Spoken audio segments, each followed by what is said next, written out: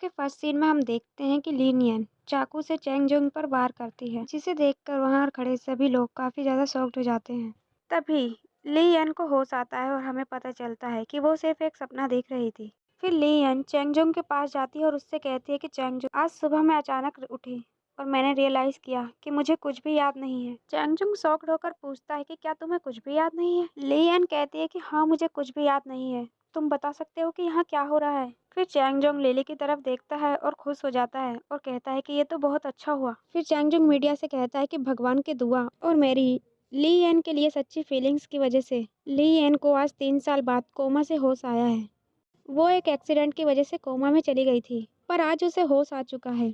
Media उनकी pictures click करने लगते हैं। ली एन को उससे प्रॉब्लम होने लगती है और वो चैंगजुंग से कहती है कि चैंगजुंग, प्लीज़ मुझे घर ले चलो। ये सुनकर चैंगजुंग शॉक्ड हो जाता है और कहता है कि क्या तुम्हें घर जाना है? फिर वो जल्दी से यनलिन को हक कर लेता है और कहता है कि मैंने तुम्हें बहुत मिस किया, इसलिए मुझे तुम्हारे गले लगने दो। फिर वो उसके गले लगकर लिली को इशारा करता है। तभी लिली वहाँ से चली जाती है। फिर चैंग जोंग ली यन को घर ले जाने के लिए ड्राइव करता है। कार में ली यन उससे कहती है कि तुमने राइट टर्न क्यों लिया? मुझे लगता है कि घर जाने के लिए हमें लेफ्ट टर्न लेना होता है। चैंग जोंग कहता है कि हम घर नहीं जा रहे, मैं तुम्हें हॉस्पिटल ले जा रहा हूँ तुम्हारा चेकअप कराने के लिए। ली यन कहती है कि मैं पूरी तरह से ठीक हूँ और मैं सिर्फ घर जाना चाहती हूँ। चैंगजुंग कहता है कि तुम्हें पता है ना कि 3 साल से वहाँ कोई नहीं रह रहा था, इसलिए घर थोड़ा गंदा हो गया है। दूसरी तरफ हम देखते हैं कि लिली भागकर घर पहुँचती है तो उसके हील्स टूट जाते हैं। फिर वो अपने हील्स वहीं उतार देती है और नंगे पैर घर के अंदर चली जाती है। यहाँ चैंगजुंग यन से कहता है कि मैं किसी को भेजकर कल तक घर साफ करवा दूंगा। जैसे ही सब कुछ साफ हो जाएगा तो मैं तुम्हें घर लेकर चला जाऊंगा। लियन कहती है कि तुम इतनी देर से मुझे घर जाने से रोकने की कोशिश क्यों कर रहे हो? क्या तुम नहीं चाहते कि मैं घर जाऊं? वहाँ तुमने किसी औरत को छुपा रखा है या फिर कोई और बात है? दूसरी तरफ लिली जल्दी जल्दी अपना सामान पैक करती है। दूसरी तरफ सैंगजुंग कहता है कि तुम कैसी बातें कर रही हो, तुम औरतें भी ना। लियन कहती है कि मैं तो सिर्फ मजाक कर रही थी। चैंगजुंग हंसने लगता है। लियन कहती है कि मुझे पता है कि तुम ऐसा कुछ नहीं करोगी। फिर वो कहती है कि चलो हम दोनों साथ में घर चलते हैं, वहाँ जाकर हम खुद ही सफाई कर लेंगे। चैंगजुंग कहता है ठीक है। दूसरी तरफ हम देखते हैं कि लिली जल्दी से अपना सामान वहाँ से लेकर जाने लगती है। तभी उसके हाथ से सूटकेस छूट जाता है और सारा सामान फर्श पर बिखर जाता है। तभी उसे गाड़ी के हॉर्न की आवाज़ सुनाई देती है और वो विंडो की तरफ जाकर देखती है और फिर वापिस आकर अपना सारा सामान समेटने लगती है। और तभी रूम का दरवाजा खोल और ली यन अंदर आती है। चैंगजुंग भी उसके पीछे आता है। अंदर आते ही ली यन चैंगजुंग से पूछती है कि क्या सच में 3 साल से यहाँ पर कोई भी नहीं रह रहा? चैंगजुंग कहता है हाँ बिल्कुल नहीं। लिनियन कहती है कि यहाँ कोई नहीं रहता, फिर भी हाउस बिल्कुल क्लीन है, जैसे कि यहाँ पर कोई रहता हो। चैंगजुंग कहता है कि तुम्हें पता चल गया, मैंने एक लेडी रखी हुई है जो कि यहाँ की साफ सफाई करती है, क्योंकि मैं जानता हूँ ये घर तुम्हें कितना पसंद है।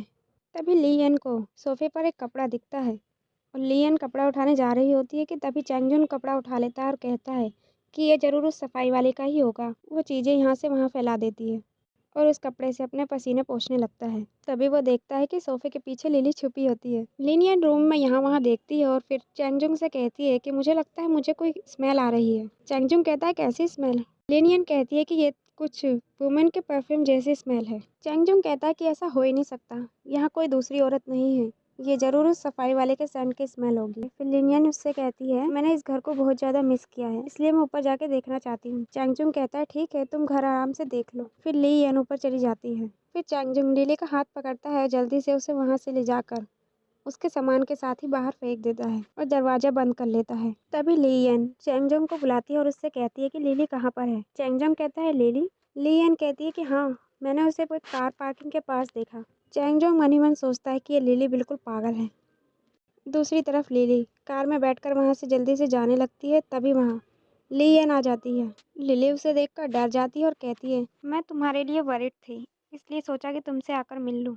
लियन कहती है कि तुम बहुत ही अच्छी दोस्त हो। फिर लियन कहती है कि तुमने शूज़ क्यों नहीं पहने? फिर लिली कहती है कि अरे मैं शूज़ पहनना ही भूल गई, दरअसल मुझे कंपनी के कुछ ज़रूरी काम से जाना था, इसलिए मैं बहुत जल्दी में थी, इसलिए शूज़ पहनना ही भूल गई। फिर लिली वहाँ से चली जाती है। फिर सार लेते वक्त लियन वही सब याद करती है जो उसके साथ चैंगजुंग और लिली ने किया होता है।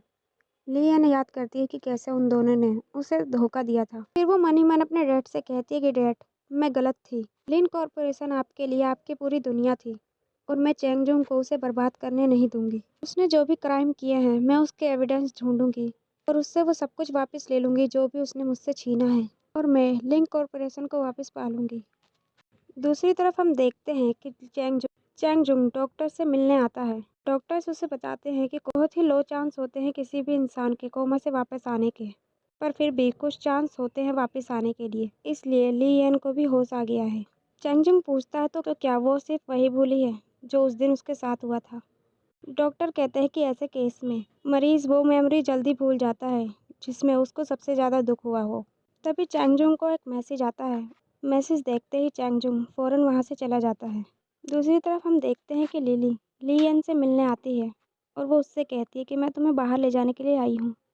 हम कहीं बाहर घूम कर आते हैं। अगर तुम बाहर की फ्रेश एयर लोगी तो ये तुम्हारी रिकवरी में भी हेल्प करेगा। ली येन पूछती है कि हम कहाँ जा रहे हैं। लिली कहती है कि चलो मैं तुम्हें चलकर दिखा देती हूँ। फिर लिली ली येन को उसी होटल रूम में लाती है जहाँ लास्ट टाइम उसने चैंग-जुंग और लिली को साथ में देखा था। लिली उससे पूछती है कि क्या तुम्हें ये जगह याद है? तुम्हारे शादी वाले दिन मैंने यहाँ तुम्हारे लिए एक गिफ्ट तैयार किया था और तुम्हें याद है कि वो गिफ्ट क्या था? तभी ली येन वो सब कुछ याद करने लगती है। फिर लिली उससे कहती है, क्या तुम जानती हो कि छत पर तुम्हारे साथ क्या हुआ था? क्या तुम खुद से छत से नीचे गिरी थी या फिर तुम्हें किसी ने धक्का दिया था? लिनियन को काफ़ी गुस्सा आने लगता है। लिली कहती है कि क्या तुम्हें उनमें से कुछ भी याद नहीं? तभी लिनियन उसका सर पकड़ती है और पानी में डाल देती है। तभी वहाँ चैंग-जुंग आ जाता है और वो लिनियन से पूछता है कि तुम ये क्या कर रही हो? तुम दोनों यहाँ पर क्या कर रही हो? तभी लिनियन नाटक करने लगती है और वो चैंग-जुंग से कहती है कि चैंग-जुंग यहाँ पर क्या हो रहा है? चैंग-जुंग कहता है कि यही बात तो मैं तुम दोनों से पूछ रहा हूँ। फिर वो लिली की तरफ देखती है और कहती है कि लिली तुम भीगी हुई क्यों हो? लिली चिल्लाने लगती है और उसे कहती है कि तुम मुझे मत टच करो। फिर लिन यान चेंगजोंग से कहती है कि लिली ही मुझे यहाँ पर लेकर आई थी और वो चाहती थी कि मुझे सब कुछ याद आ जाए। मुझे थोड़ा थोड़ा याद आ रहा है कि उस दिन इसने मुझे एक रूम की दी थी और कहा था कि वहाँ मेरे लिए कोई गिफ्ट है और इसलिए मैं यहाँ आई थी। फिर वो चैंगजोंग से कहती है कि हम दोनों छत पर क्या करने गए थे। तभी लिनियन पैनिक होने लगती है और कहती है कि मेरे सर में बहुत तेज दर्द हो रहा है।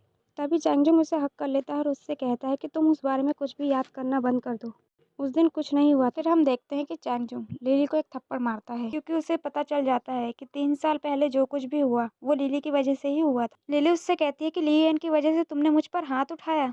चैंगजोंग कहता है कि ली येन लिन कॉरपोरेशन की वारिस है और तुम उसके सामने कुछ भी नहीं हो। लिली कहती है कि इसीलिए मैंने ये सब किया। अगर 3 साल पहले तुम्हारी उससे शादी हो जाती तो तुम मुझे छोड़ देते। चैंगजोंग कहता है कि तुम्हारा दिमाग खराब हो गया है। आज भी तुम्हारी वजह से हम प्रॉब्लम में फंस जाते हैं। तुम चाहती थी कि ली येन को सब कुछ याद आ जाए। लिली कहती है कि ली येन बिल्कुल ठीक है, वो सिर्फ नाटक कर रही है, उसकी याददाश्त नहीं गई है। चैंगजोंग कहता है कि मुझे फर्क नहीं पड़ता कि उसकी याददाश्त गई है या नहीं, बस तुम आगे से मेरे लिए कोई भी प्रॉब्लम खड़ी मत करना, समझ गई तुम? ये कहकर चैंगजोंग वहाँ से चला जाता है। दूसरी तरफ हम देखते हैं कि जियाओमो को उसका सेक्रेटरी बताता है कि आज उसके बहुत सारे इंपॉर्टेंट मीटिंग्स हैं और शाम को वीआईपी गेस्ट के साथ डिनर भी है। जियाओमो उससे कहता है कि सब कुछ कैंसिल कर दो, आज मुझे कुछ काम है। फिर जियाओमो अपने बाइक की चाबी मांगता है और वहाँ से चला जाता है। फिर हम देखते हैं कि जियाओमो लिनियन को मिलने के लिए बुलाता है। लिनियन वहाँ आती है और उससे पूछती है कि तुमने मुझे यहाँ क्यों बुलाया। जियाओमो लिनियन से कहता है कि मैंने देखा चैंगजुंग ने तुम्हारी आंखों के सामने तुम्हारा पूरा लिन कॉरपोरेशन अपने हाथ में ले लिया है, तो अब तुमने क्या सोचा है? लिनियन कहती है कि इससे तुम्हें कोई लेना देना नहीं है, तुम्हारे कंसर्न की ज़रूरत नहीं। जियाओमो कहता है कि मुझे तुम्हारे साथ एक डील करनी है। लिनियन पूछती है कैसी डील? जियाओमो कहता है कि मैं लिन कॉरपोरेशन को तुम्हें वापस दिलाने में हेल्प करूंगा, पर मेरी एक शर्त है, के बाद तुम्हारे आधे शेयर्स मेरे होंगे। लिनियन शॉक्ड होकर बोलती है कि आधे शेयर्स? तुमने सोचा भी कैसे ऐसी शर्त रखने के बारे में? जियाओमो कहता है कि क्योंकि इस दुनिया में सिर्फ मैं ही तुम्हारी मदद कर सकता हूँ और मेरे साथ ही तुम सेफ रहोगी।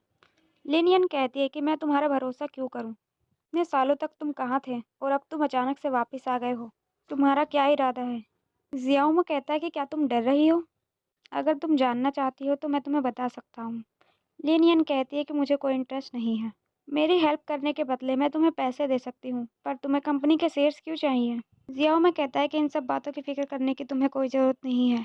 लिनियन कहती है कि क्या तुम मुझसे बदला लेने आए हो क्योंकि मैंने तुम्हें फायर किया था? जियाओमो कहता है कि अगर आपके पिताजी जिंदा होते तो वो आपको कभी भी ऐसे नहीं देखना पसंद करते।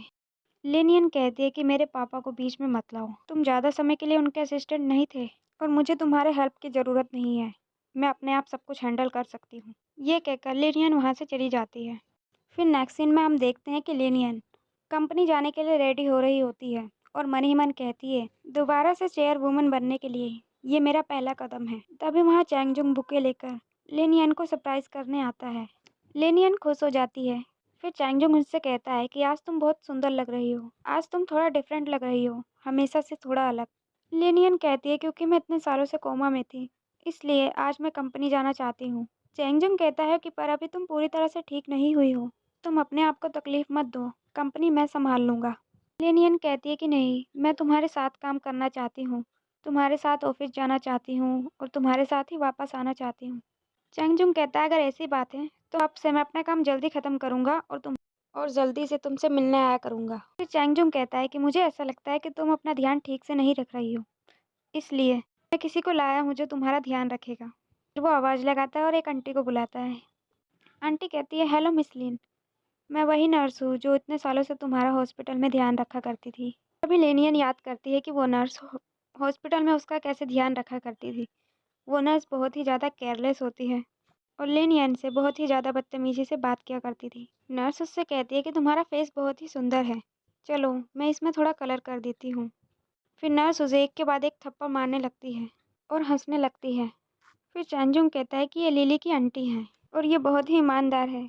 आंटी लेनियन से कहती है कि अगर तुम्हें किसी भी चीज़ की ज़रूरत हो तो तुम मुझसे कहना। लेनियन कहती है कि ठीक है। फिर चैंगजुंग कहता है कि 9 बज चुके हैं, मेरी एक ज़रूरी मीटिंग है इसलिए मुझे जाना पड़ेगा, तुम अपना ख्याल रखना।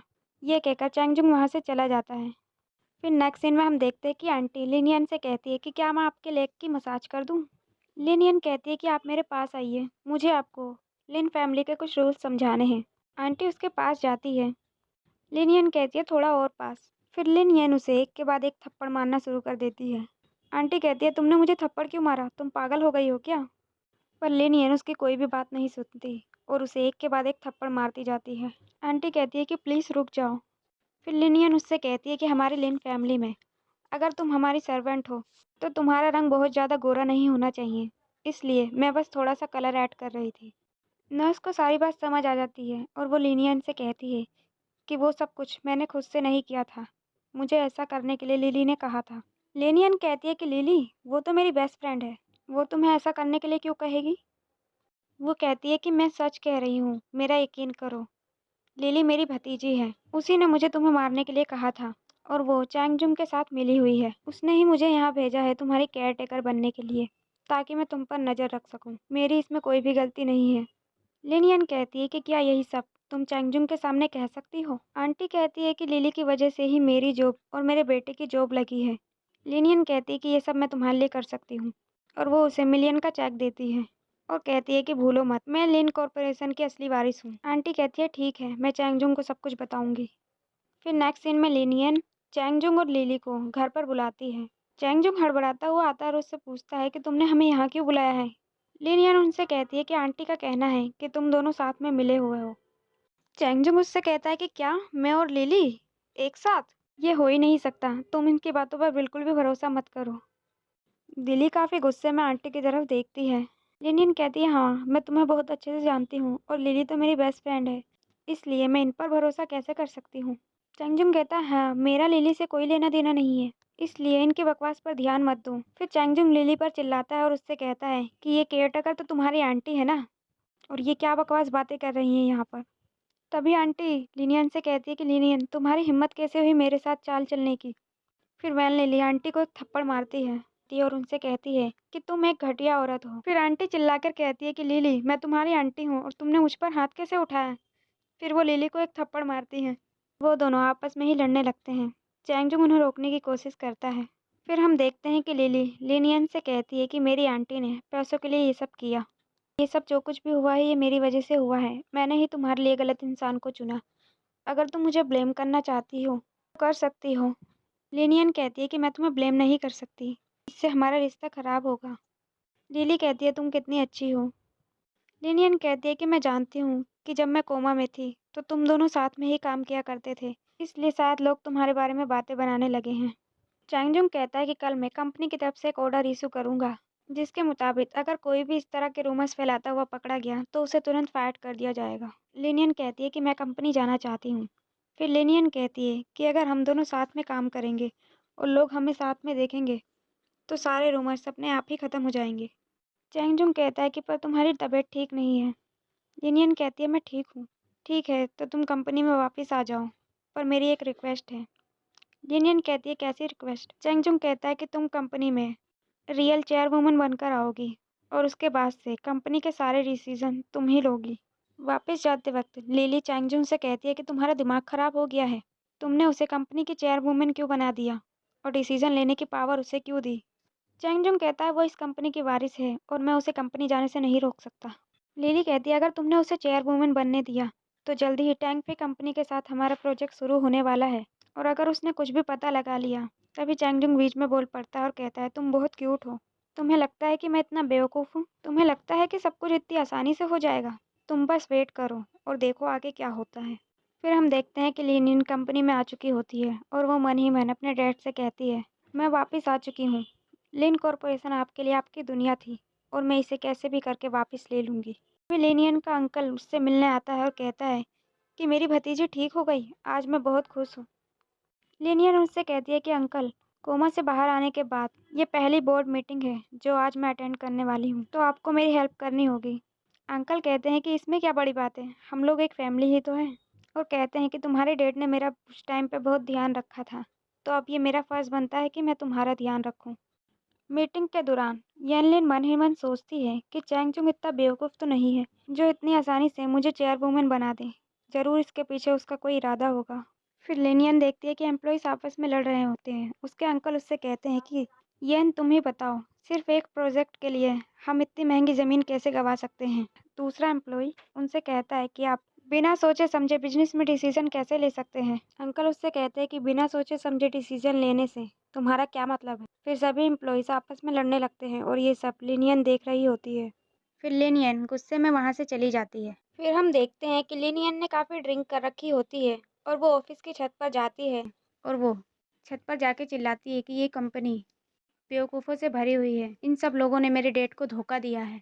फिर नेक्स्ट सीन में हम देखते हैं कि लिनियन घर जाने के लिए पार्किंग एरिया में आती है और उसने इतनी ड्रिंक कर रखी होती है कि वो ठीक से चल भी नहीं पाती।